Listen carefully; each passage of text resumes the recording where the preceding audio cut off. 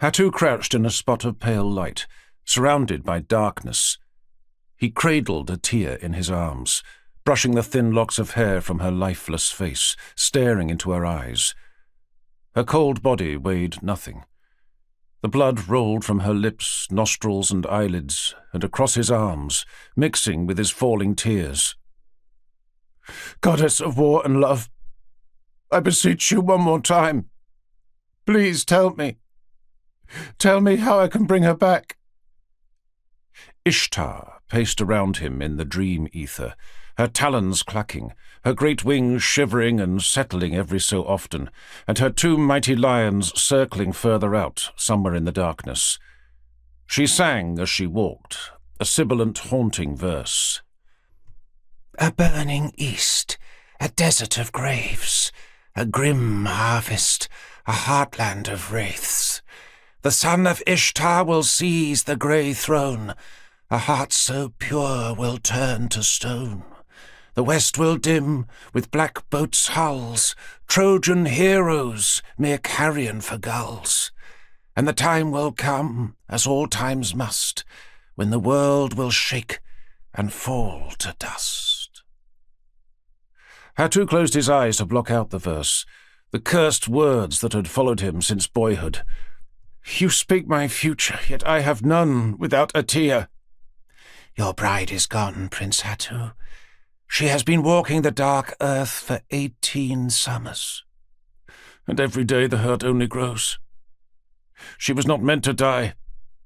She and I were to be together until we both grew white and withered. She was stolen by the hand of a poisoner, a man with a shadow for a heart." "I cannot bring her back," Ishtar said, "but I know how you can end the pain."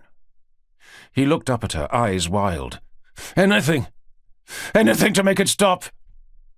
She crouched before him like a huge cat waiting to pounce.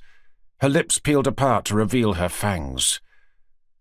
"Go east. Find her killer." She coiled one taloned fist into a shaking ball. "And rip his heart out!" She roared like a dragon, her breath hot as fire, blinding. When he opened his eyes, he was gone from the dark dream. Atiyah was no longer in his arms. Now a furious desert-hot squall blew, stinging his eyeballs with dust and sand. He heard the most terrible sounds all around him, screaming, the screech of bronze and the clatter of shields.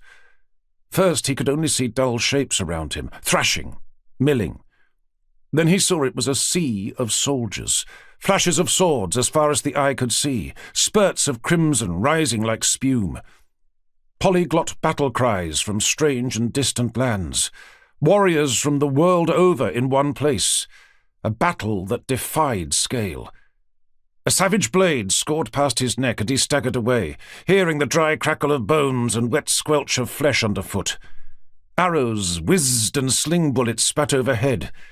In every direction he looked, he saw men jerk and jolt as they were bludgeoned, hacked, or cleaved. Blood soaked him like rain. Then he saw it, in the midst of the battle swell, a heap of dead as high as a turret. At the top, Volca the Sherden leapt and spun, striking out at Hittite soldiers who tried to climb up there.